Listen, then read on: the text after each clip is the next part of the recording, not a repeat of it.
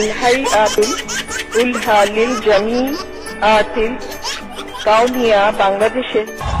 কবেন হুজুর আমরা তোদেরকে এত পরীক্ষা করার দরকার নাই, আমাদের একটা শিক্ষা বোর্ড আল-হাইআতুল উলিয়া লিল জামিআতিল কওমিয়া, এই আমাদের শিক্ষা বোর্ডটার নাম উচ্চারণ কর।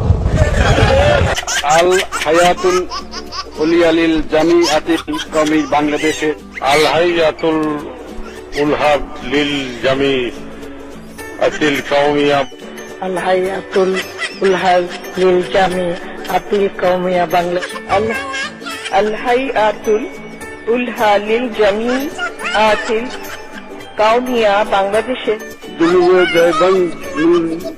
আল-হাইআতুল উলহা লিল জামিআতুল কওমিয়া বাংলাদেশের। আল-হাইআতুল উলহা লিল জামিআতিল সার্টিফিকেট 16 থেকে 18 বছর পর্যন্ত শিক্ষা গ্রহণ করবার পর জাতীয় শিক্ষা ব্যবস্থায় double MA triple doctorate degree গ্রহণ করে তারপরে জাতীয় সংসদে সংসদ নির্বাচিত হয়ে যখন 330 জন এমপি মিলে আমাদের আদা লাইনের আল-হাইআতুল উলিয়া লিল জামিআতিল কওমিয়া শব্দটা শুদ্ধ উচ্চারণ করতে পারে না, গোটা আরব বিশ্বের সামনে যখন গোটা আরব বিশ্বের সামনে একটি মুসলিম দেশের শিক্ষা ব্যবস্থার এই করুণ চিত্র ফুটে ওঠে, তখন লজ্জায় আমার মাথা নত হয়ে যায়।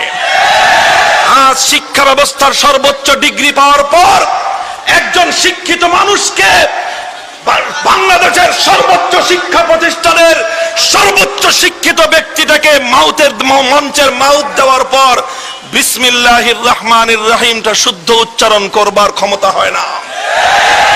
আলহামদুলিল্লাহির রহমানির রহিমটা বিশুদ্ধ উচ্চারণে পড়তে পারেন না।